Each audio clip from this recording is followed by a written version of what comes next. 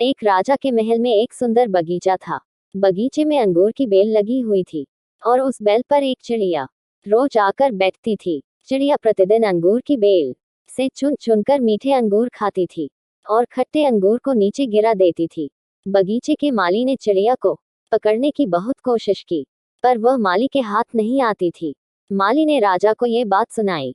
ये सुनकर राजा ने चिड़िया को सबक सिखाने की ठान ली और अगले दिन बगीचे में घूमते हुए जब चिड़िया अंगूर खाने आई तो राजा ने उसे पकड़ लिया। वह चिड़िया को मारने लगा तो चिड़िया ने कहा, राजन, मुझे मत मारो, मैं आपको ज्ञान की 4 बातें बताऊंगी। राजा ने कहा, जल्दी बता। चिड़िया बोली, पहली बात, हाथ आए शत्रु को कभी नहीं छोड़ना चाहिए। दूसरी बात, असंभव बातों पर भूल कर भी विश्वास नहीं करना चाहिए। तीसरी बात, बीती हुई बातों पर कभी पश्चाताप नहीं करना चाहिए।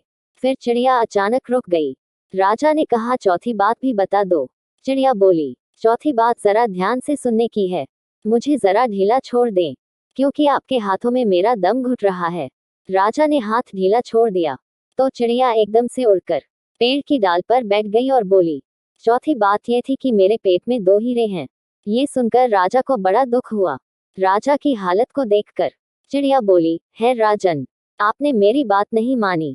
मैं आपकी शत्रु थी, फिर भी आपने मुझे छोड़ दिया। दूसरी बात में मैंने बताया था कि असंभव बातों पर भूल कर भी विश्वास नहीं करना चाहिए। मैंने आपसे कहा कि मेरे पेट में 2 हीरे हैं और आपने भरोसा कर लिया।